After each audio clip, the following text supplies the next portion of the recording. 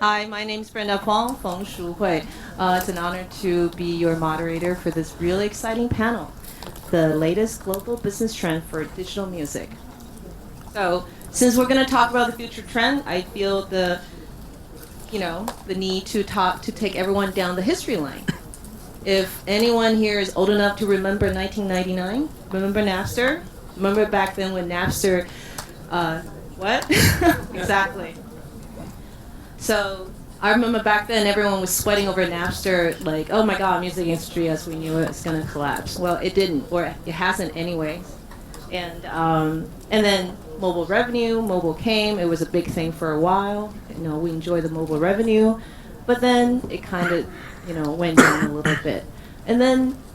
But other opportunities came up. There's KKBox, thanks to Chris Lin. There is iTunes, and there's so many more other music services, Spotify, and then let's not forget YouTube. Back then, who knew UGC is a thing that can make so much money for everybody. So, in short, in the past 14 years, being in the digital music service is kind of like riding on a roller coaster. You never know what's going to happen. And hopefully, we will all land on our own 2 feet safely. So today here, 4 heavyweight panelists are here to share their insights and hopefully point us in the right direction. What is the latest trend and what's up? Where do they see this music business is going? So here we go from my left. Savon, would you care to share a little bit about your what trend you feel most relevant to you? Okay, so I have the honor of starting talking about trends. Well, as many of you know, maybe just to introduce a little bit about what I do quickly. So Believe Digital is one of the world-leading digital distribution company. We're based in, originally the company started in France, but we are now based in more than 27 countries around the globe, and I'm in charge of the Asia area. But I'm not going to tire you too much about this, and we're here to talk about digital and what's going to happen next. Well, I would say that just to give a bit of background about what's going on usually on digital and what we've experienced across the territories, whether it's in Europe, whether it's in the US, or even what's happening now in Asia, is that globally all markets are going through the same trends. They start with a very new digital market, which is usually driven by the local telco, local operators, phone carriers, that launch their own ringtone services, RBT services. When the industry was about to collapse, as Brenda said, the telco was a very, very good opportunity to actually generate revenues all over again on digital. So we saw that growing very quickly, and we know that a lot of labels actually survived thanks to the help of the telco services, the ringback-tones, ringtones. As we know, the ringtones is not really sustainable on the long term, especially when you see a lot of smartphones coming in. So having a ringtone, having ringback tone it's going down more and more, and then we enter the second phase of the market when the mobile carrier tends to disappear, and the international services starts to come in. There is a phase in which basically the new services such as iTunes or some local services like KKBox, when they enter the market, it's not covering right away the loss that is happening on telco services. So there's a bit of struggle. There's the market is hitting a downfall where the revenues are really struggling, it's not coming in. And then iTunes starts to pick up, local services start to pick up, and then digital revenue starts to grow a little bit more. And then what we saw lately in the US, for example, full track download starts to decrease quite significantly. As you know, iTunes had some difficulties like last year. The numbers significantly dropped, and now what we see is streaming. So streaming is pretty much on every mouth at the moment. Everyone is talking about streaming Probably KKBox saw it coming much earlier than anyone else. It's probably one exception in Asia and around the world. It's one of the first services that came in very quickly and could pick up a large part of the audience, educating the audience about streaming. So the revolution on streaming is not only about getting all your music everywhere at any time on unlimited and without even thinking about buying something. It's also technological. It's also in terms of royalties. What does it change? What does it bring in terms of revenues? I know there's a lot of talks about streamings, about the way that streaming is generating revenue, how little supposedly are the revenues of streamings.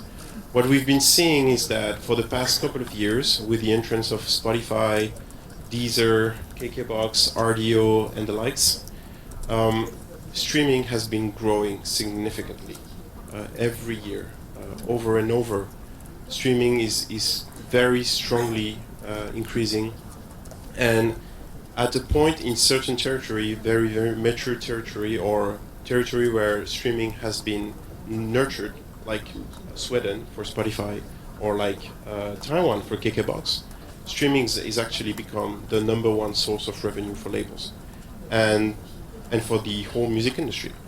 And what it brings also, it's questions of how do you handle your royalty when you're a label, when you have so many royalty line to actually manage on a daily basis.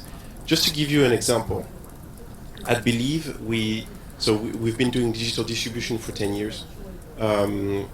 Obviously, for most of the last 10 years, full track download was really strong. And then in the last year, we literally saw the streaming increase like by 7 times. And when you saw that increase by 7 times, just to give you an average comparison, a standard user usually buy $45 a year of music on iTunes, which is roughly 45 tracks, roughly. An average user on Spotify listen to 600 tracks a month. So if you do the calculation, when you had a standard user on iTunes, you had roughly between 4,500, maybe 150 lines of royalties a year. Now, when you have Spotify, when you have Deezer, you have literally thousands and thousands of lines of royalty to manage every month. And we've seen the numbers. We actually, I believe, we manage more than billions of lines of royalty every month, because we're getting royalties lines from Deezer, Spotify, YouTube, KKBox, and each single stream that you guys are using is actually generating a line of royalty, and we have to address this necessity. And this is actually a technological gap. This is a technological change that is happening, and this is technological change that the labels will be facing. But the good news is it's actually bringing revenues. So full track is not the only option now to generate revenues for your catalog. It's also a very good option to generate revenue for the entire business. But as streaming compared to full track is really release dependent. So basically, you release a new album, you have a spike, you have thousands of downloads a day, the next day a little less, the following day a little less, and then it tends to disappear. With streaming, it's the opposite. It's going like this. You can have a spike, but then it's not decreasing right away. It keeps going for months. It keeps going for sometimes years when you have evergreen tracks, which means that you might not get a huge bunch of money for the months of you had your biggest releases, but your revenues are spent across the whole year, which gives you a little bit more balance in your revenue. So obviously you not have a very big month of revenues, but revenue keep flowing in, and you can count on one release to actually drive revenue to your label at least for 6 months, maybe 12 months. So that's very good news. That's one trend that we saw, and it's actually a game-changing situation in the digital market at the moment. So streaming, I've been looking at it mainly on a label perspective. Obviously, on a user perspective, there's a lot to tell, and maybe YouTube or KKBox could probably be a little bit more, give more details about that, but that's definitely something that we would be interested in talking about. That's awesome. I mean, I feel like, streaming model has been here for a while, and also from a label's perspective, sometimes when you market a track, you want to make sure all the marketing dollars it's sustainable. So when you spend $1, the life cycle can be much longer. So next we have our next panelist, Andrew Chen from Universal Music. Since we're talking about streaming, you're talking about all these thousands of lines of royalty. We have the world's biggest music label right here. So here to share your thought with us. Yep, hello. Yep, I think I totally agree on what Sylvain shared with us, because I just back from London, and then I also have the board meeting, and then during the board meeting I also found the data and saw that definitely right now the download survey is going to a downtrend.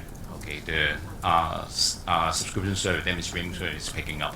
But the thing is, I want to more mention about it. This is the main point I want to say that is the hope in the world. I think even in Taiwan, even in other regions, we can see more people love to do the pay service, and also even the service provider, they also really wanted to launch the pay service instead of probably for the free. But I know that there's some partner right now, they will combine those things. But I think for the future, definitely pay will be the more important. This is the main trend that they can get the revenue on that part. And the other thing is, we have experienced, I think for the past, just like what Brandon mentioned, for the past 14 years, we experienced is our digital income mainly is from the telcos.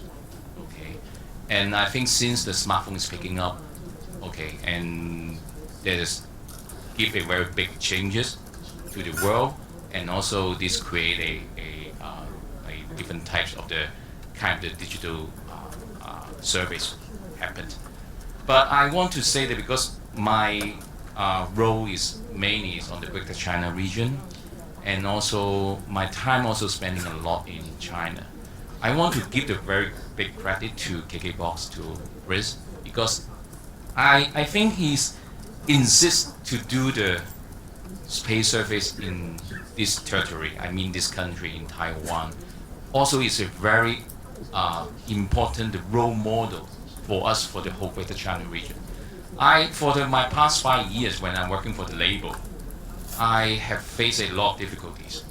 Honestly, before that there's a lot of privacy side, and no one care about the music. No one will respect about the composer or even the singer, whatever they do it for them. They just think everything is in free, and also they don't have to pay a penny or whatever the dollar to them. So I think we have a very big suffering before that when we are the music company in China. But I think when I going to talk to those service providers, I just tell them that how come this big country compared to this small island, okay, this small island, and then you find out this small island have only 22 million population, but just only one service right now have more than 1 million person pay for you. But we have 1.3 billion population. I only find out, okay, maybe at this moment, Tencent is the only one to do the pay service, but just only has 3 million. It's ridiculous. Okay, so I keep telling them this is a very good role model that why KKBox can do it in Taiwan. How come that you guys cannot do it in China? Okay, so I think this change also make the happening. First of all, is in 2011 is Baidu get legitimate, even though up to this moment they do not do any pay service, but it created a different environment, and the situation is mostly of the medium and also the small size of the service provider get to merging or eliminate in the market, and finally remain 7 major power. Okay, so I think this time that just like this year, then when I talk to them, and they simultaneously they come to talk to me, say, hey Andrew, how can we do the pay service? They want to ask me how they want to do it. they're willing to do it. Because the fact is, first, they know they cannot to ask any investor to invest to them based on no business model. That's the main point. Second thing, they recognize they need to respect the content where it's from. That means they have to pay to us. Thirdly, I think they also have the successful, pure, a Chinese music business can be successful. So I think we all sit here, or I think most of the audience here also is from the music market. I think we need to work together and very closely and see how to use, just like we are a very small union, how to we affect the world, not even China. I think it's more important. So I for my saying that, I just think we think, even though our physical market is happy people, even my boss always telling me that, oh, it's going down. I think just only the format is changing. Right now it's not the physical.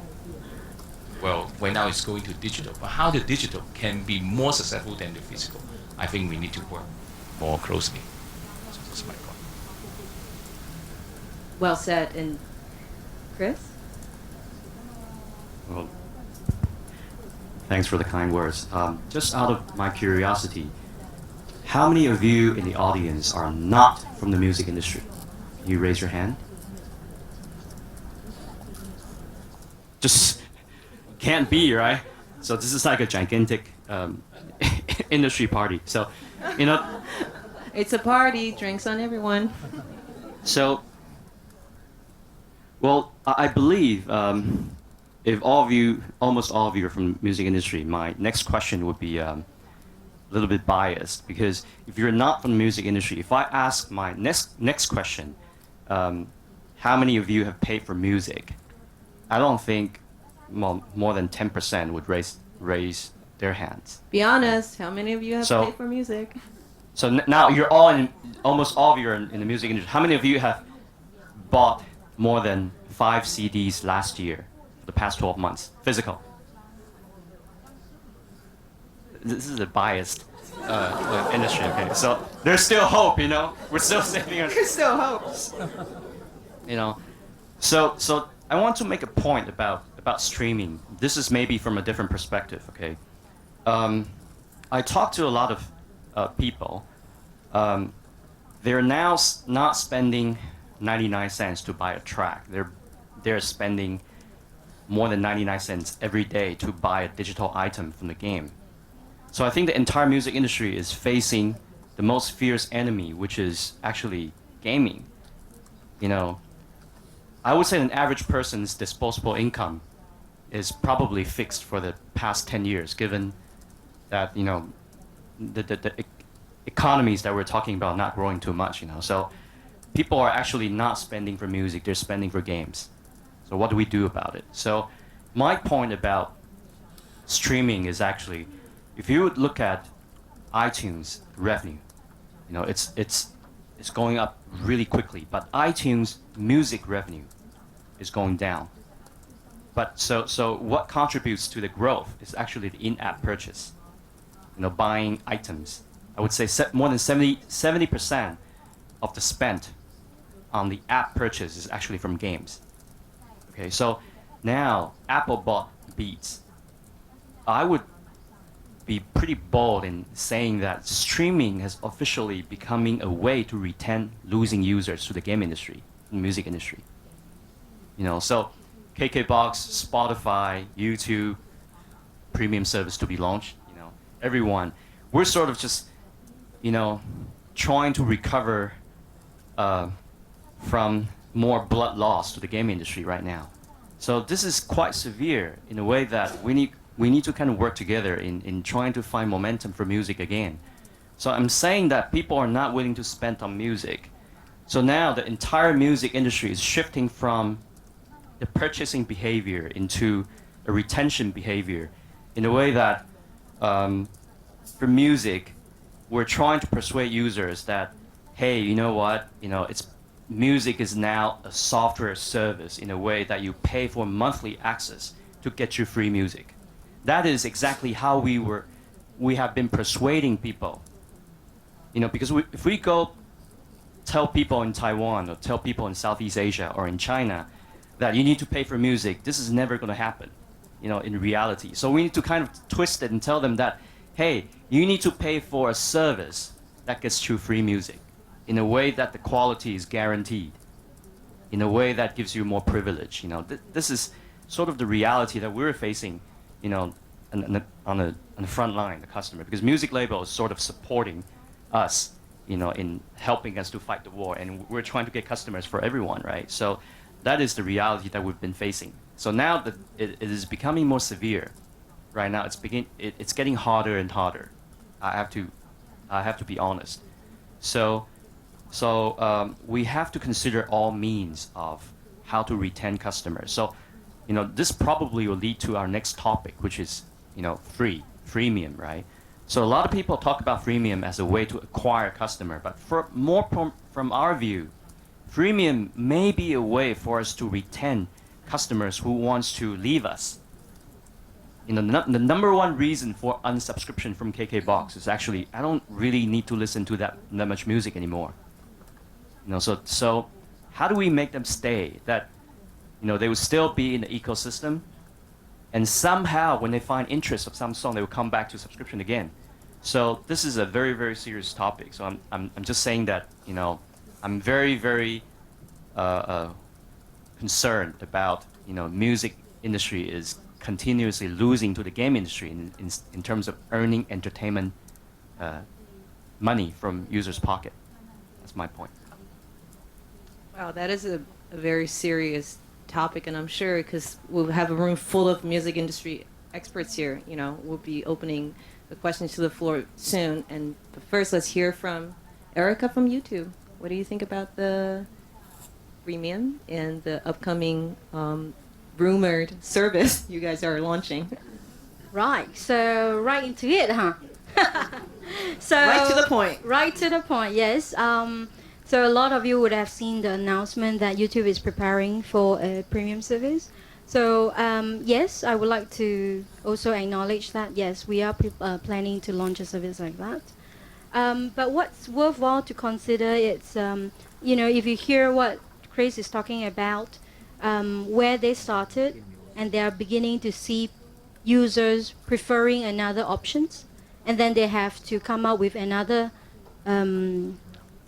concept, basically, to keep them. So what I want to put it out there is, does it really matter? Because is it a full premium or a freemium? As long as at the end of the day, we are all here sitting right here with you to prove to a point to the consumer that please pay for the music that you love if we can give you a perfect music experience. End of the day, if Taiwan is able to have 3 million music subscribers, and we are not there yet, can we actually hold each other's hand in hand, put all the possible options out there for the consumer, and let them choose? So I think sometimes we fall into the trap of predetermining what is a perfect scenario. What we are here trying to do is, we would like to give user the options to choose. And I think that's the be it and end all. We want to provide an options for them to choose how they want to consume music, where they want to consume music, and really what kind of music that they want to consume.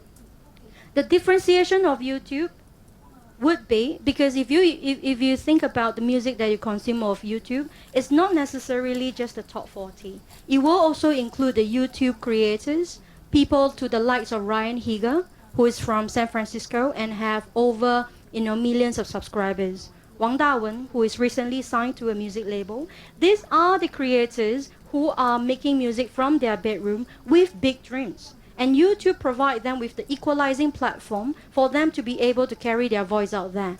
And we are offering this to everyone who love their music. And I think this is what YouTube is looking to offer. End of the day, be it the music that, the ad-sponsored feature that you love, of the premium subscription service, we have not we have not steered away from that strategy. It's still to bring the music, which is not necessarily the top 40, for people who like them. And I just think that whether it's a download or it's a streaming or is it physical, or even going back to vinyl? Again, we have been debating this for the last 20 years. Music is music. We are still talking about a different concept or a different format of music. Right now, vinyl is on the comeback. So who's to say that what's going to be the future? But of course, we are aligned with K-Box to say that yes, we see streaming as the future, and that's what we are doing it. But I would really wish that sometimes we see objectively that we have 2.5 billion people on the internet today. So do we have one solution to actually make all of them buy into the same solution? I think that's a bit ambitious, and perhaps a bit ambitious, and be it a bit utopian, because it's not going to happen like that. People want options, and I think the industry might be heating up, but it's good because it means that every single kind of user will have what they want to pick. And if you ask, going back to your question about how do we feel about entering into this market, we feel very confident because we have 1 billion people coming to YouTube every month. You know, out of 2.5 billion people on the internet, that's 40%. 60% of the consumption of any of our creators come from outside of their home country. We are not talking about a made in Taiwan service for Taiwan. We are talking about a music service with no borders, and that's what we want to continue doing. Adding another tier of the paid service or the music subscription service, that's really giving another option, a higher level of a feature for people who do not want who want an uninterrupted music experience. You want your music to continue playing, and then that's what we can offer you. So I feel very confident because they will still continue to hear the music that they cannot consume, say, in other media at the moment. So that will continue. And I also feel confident that, you know, with the help of our partners, we will get there. So cutting straight to it, right? Yeah. Well said. Well, I want to go back to Andrew's point just a little bit, because obviously in different markets, different parts of the world, there's different stages of development. And back to what you were talking about in China, you've been trying to push a pay model for some time. You have KKBOX in Taiwan, and then you're also coming from the other spectrum of YouTube. Do you feel what does it take, in your opinion, that would make the pay model work in China? Is it should they start right off the bat freemium, or should they pursue like government crackdown? What do you think is going to make it work?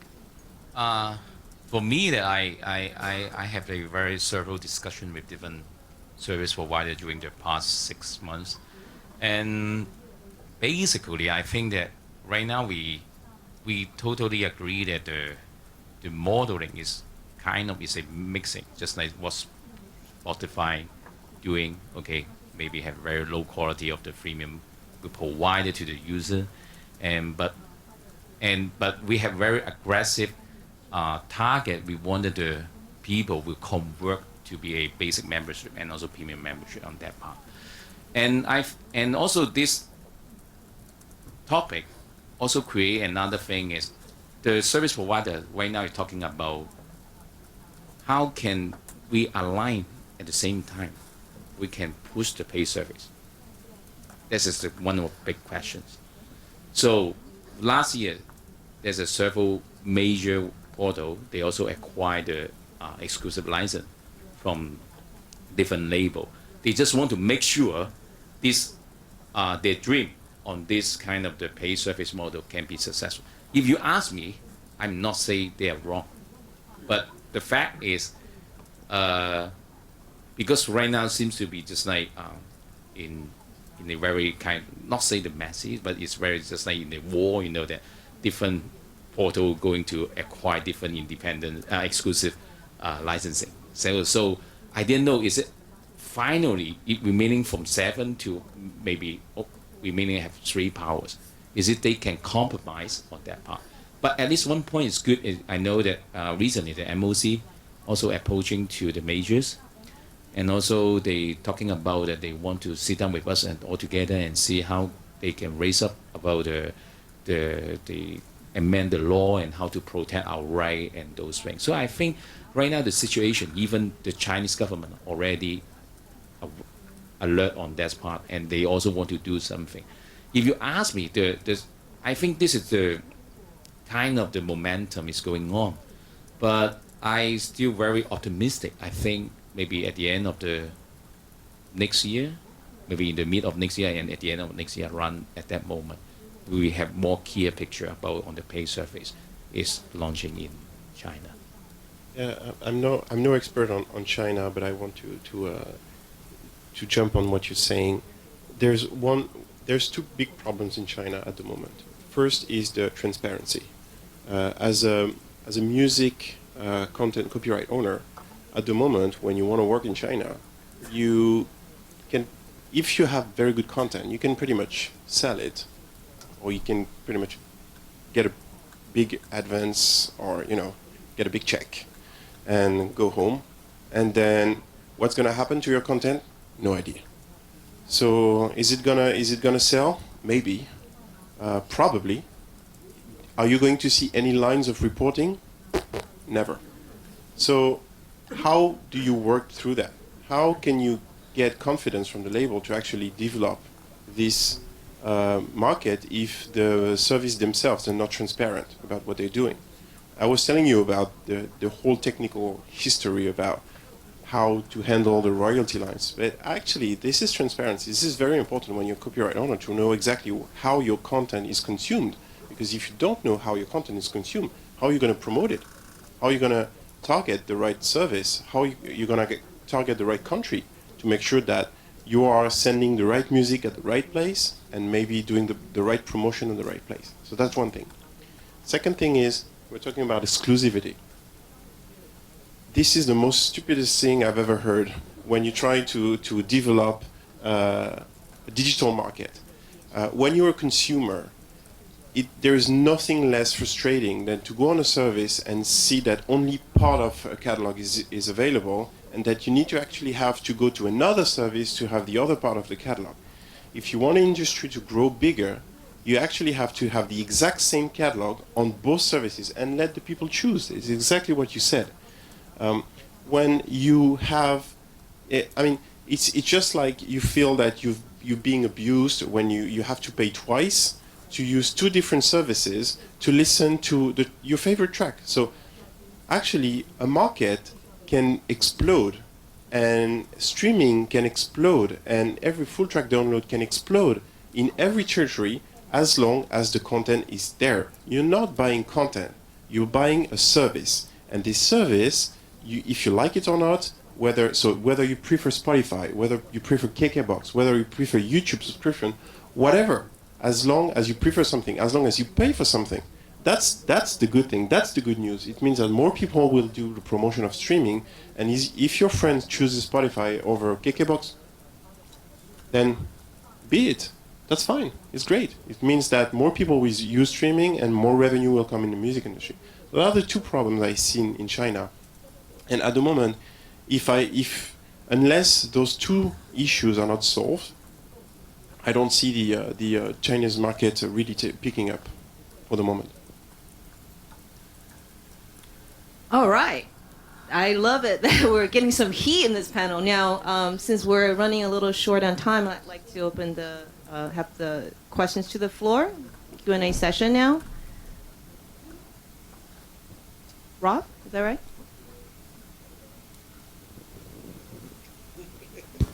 Yeah, okay. Rob Schwartz, Billboard Magazine.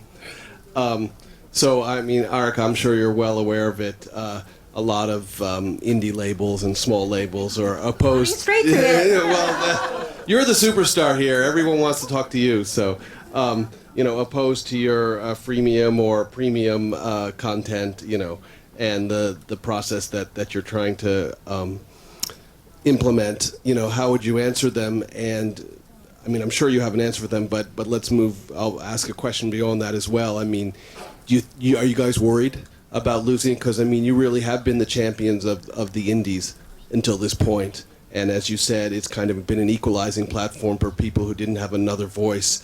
So if you lose that, it might be something that would be worrisome to you. So we are still friends. So we are still for the indies, just to make that clear. Right now, across the board, we have already signed 95%. We have signed 95% on, it's on public. So we have signed 95% of our partners already. So we are still actively talking to the remaining partners to bring them on board. So it's a communication process, but I have to put it factually out there that in a business negotiation, it is sometimes not possible for us to agree to everything that people ask. In Chinese, we say, 我不可能做到有求必应. Where it's possible, we would like to give our support. But it is not just about YouTube. It's really just about a business negotiation. In any single business negotiation, it is not possible to agree to everything that people say. What we are trying to do now is to communicate why we are doing it, the rationale. Why is this important to YouTube? Why by doing this, we will enable people to understand that music experience for a superior one is worth the money that the user is going to pay for. So our point here is to communicate, but we cannot force everybody to agree.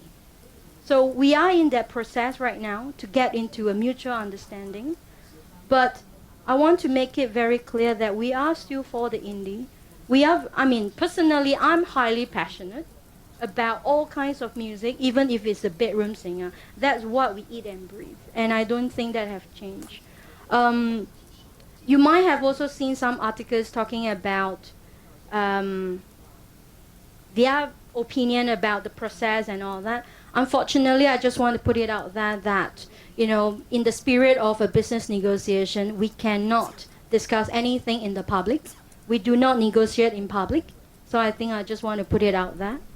The last point I want to drive is, end of the day, there is a contract between us and the partner.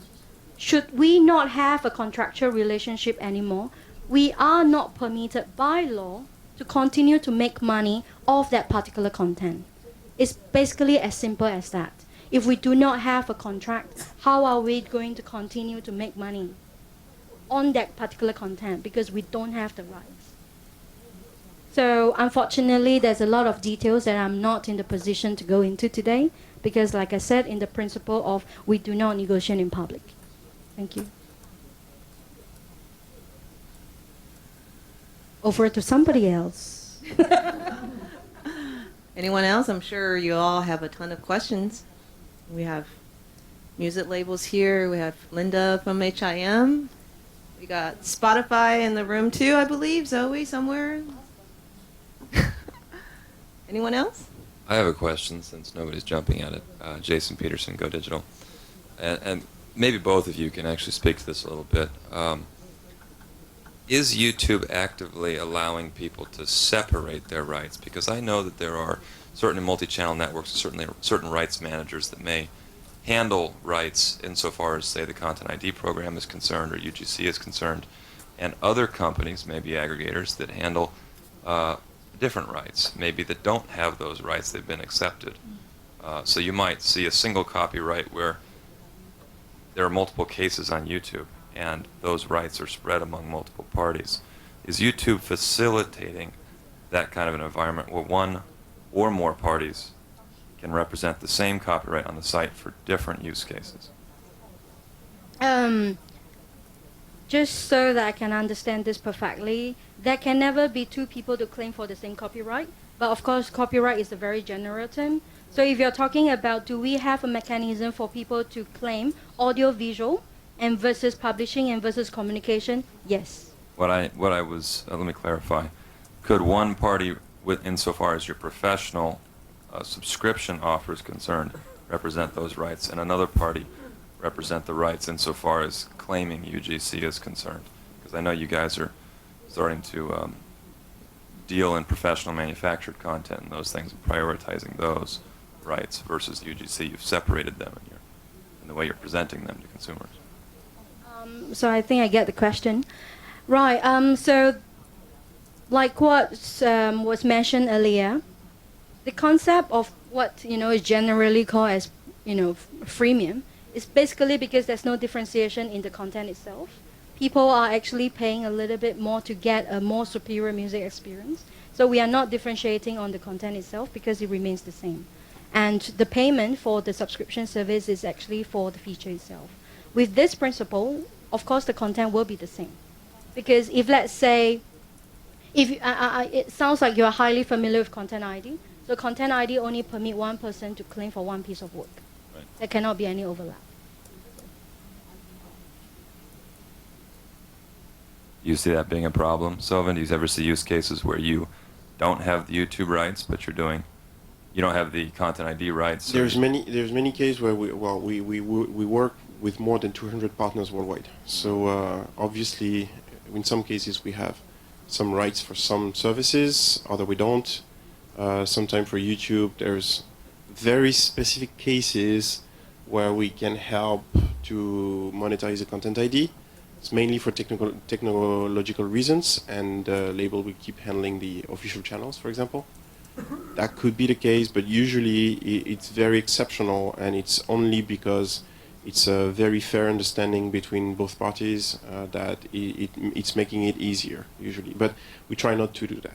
We much rather have a YouTube as an entire entity in one hand, which is much better in terms of royalty reporting again, because as I said, as Arika said, when there's overlapping, there's always a risk of claiming content that it does not really belong to you, especially when Content ID is concerned. So, but it's very technical, so maybe we should not talk about that.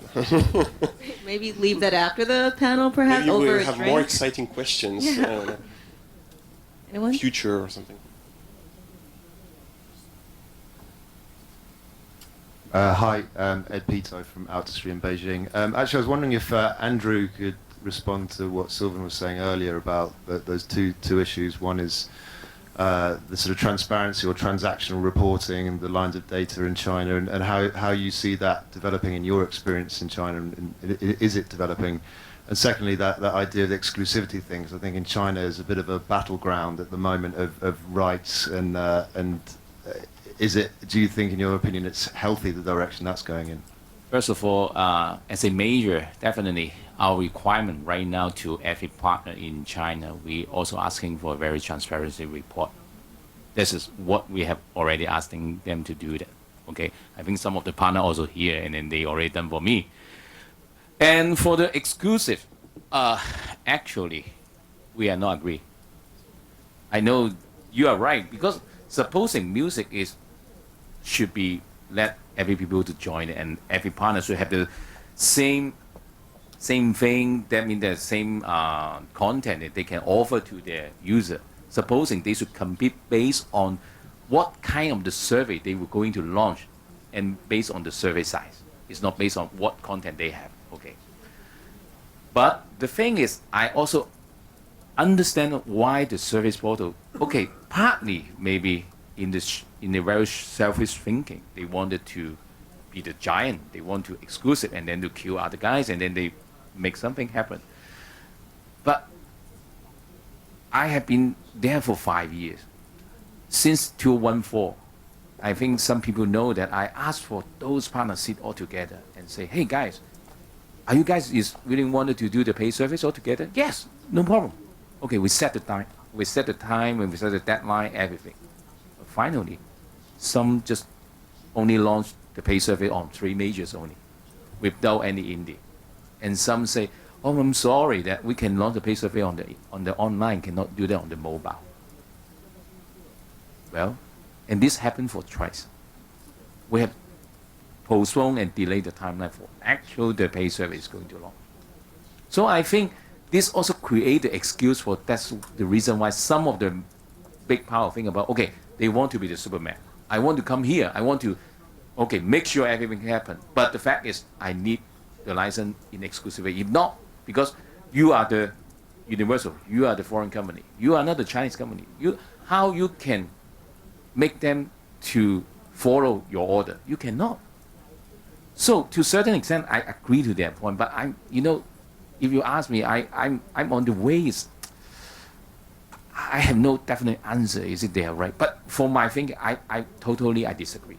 But China is a very special country. Everything can be happen. Maybe tomorrow, after today, the panel, and then they just broadcast and think, oh, okay, maybe we better to think about we need to be follow KK to do that. I have no idea. So I think as a major, we still need to maintain our role and how to make it in proper way.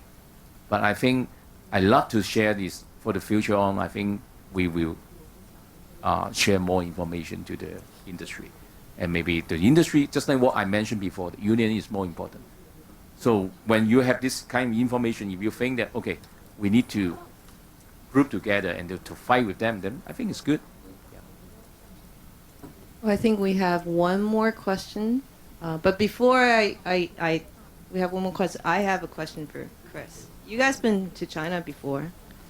What's your view on that? I mean, you being the guru on pay model, can you enlighten us how maybe this could, how does... So for the two problems that you see, I only see one problem, which is the transparency of the report. I don't actually see exclusivity as a problem because everyone is just going to end up with cross-licensing. So end up, all the music labels who have signed the exclusive deal will actually be the winner. Getting a lot of money by the end of the day, because the giants are fighting each other, they will just do cross-licensing. Everyone will get the licenses. I don't agree. I think everyone lose. For the time frame, everyone has licensed exclusively. The whole market is going very, very slowly. It's not growing at the pace it should grow. Maybe we should all face the truth that in China, these giants treat music as a side dish. Period. I think next year we should all come back here and see who's right. All right, we have one more question from the floor.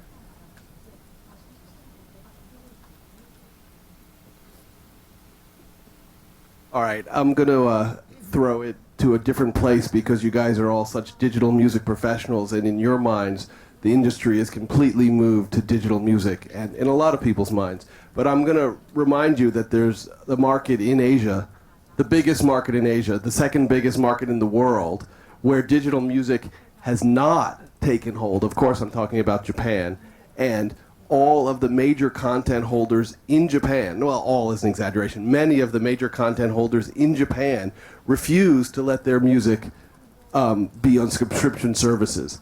To wit, Spotify has not launched in Japan, Deezer has not launched in Japan, KKBox is in Japan, but let's talk about what content you have and what content you don't have, right? So, I mean, I'm not complaining, I'm not suggesting any value judgment here. I'm asking you, how do you see the Japanese market? And let's really throw it open and say, is it necessary to have a digital market? I mean, that may be the future in Japan. That may be 20 or 30 years in the future. This year or 2015, is it necessary to have subscription service in Japan? Well, I'm totally with you on that. I mean, what the...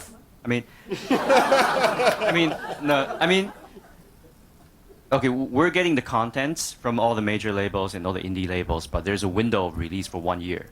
So who would want to join the service if you don't have the latest songs, right? So why? People.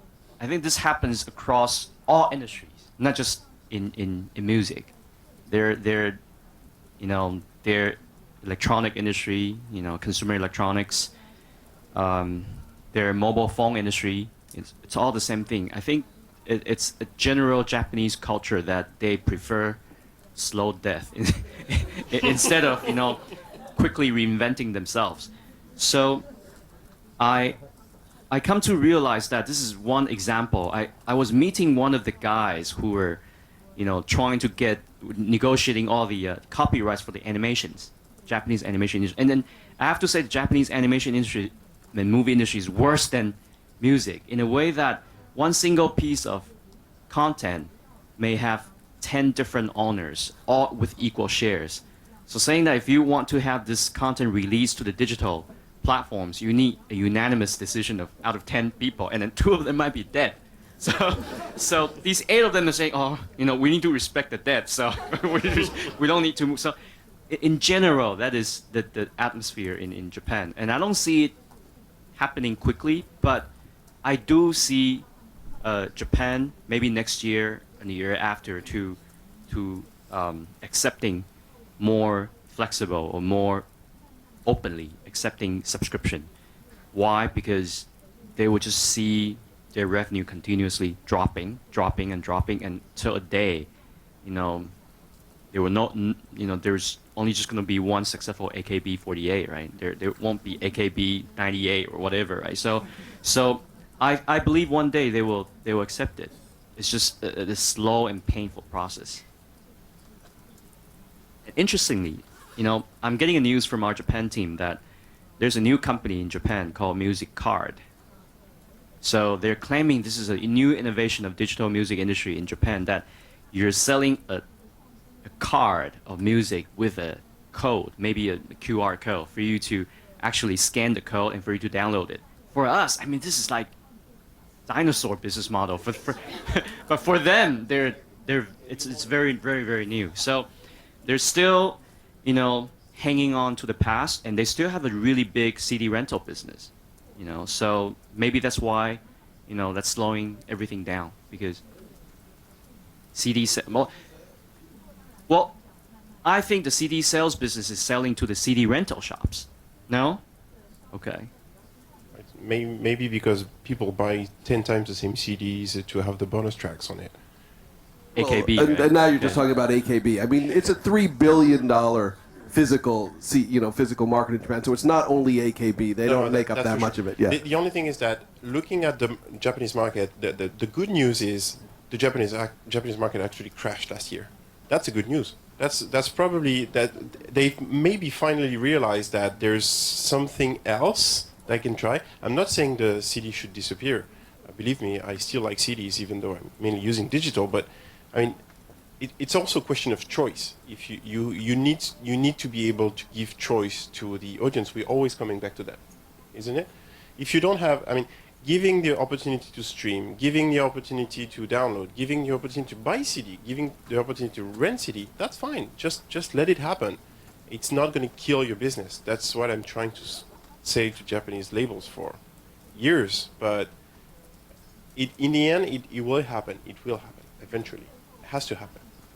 I'll also put a different perspective out there. From what I see sometimes, for a country that the language is and the consumption of music is very homogeneous, which means made in Japan for Japanese, or made in Indonesia for Indonesia, countries such as this will find it a bit harder to let go. If come a day when the collective minds of Japanese powers decided that they want to give K-pop a go at it, I think they will let it go. Because physical has its logistics which cannot travel. If they do want to go beyond Japan, digital is the only way. It's the survivor. Because now if you do not get so much traction in your domestic market and you want to go ex-Japan, that's really digital will be the catalyst. But I felt that as long as they felt that Japan market is the be it and end all, probably the motivation is a bit lacking.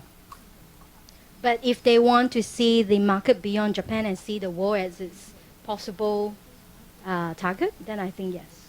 Can I just interject? I have some bad news for you.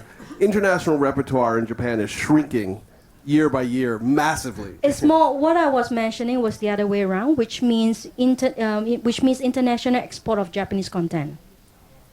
Yeah, exactly. When they actually realize that, I want to be the next K-pop. K-pop has 15 years of its run already. If they want the next 10 years to be J-pop, that motivation will be stronger. All right, guys. That's all the time we Only they have. allow Really. the content to go abroad. That's all the time we have for now. Stick around if you have more questions. Thank you. Thank you very much.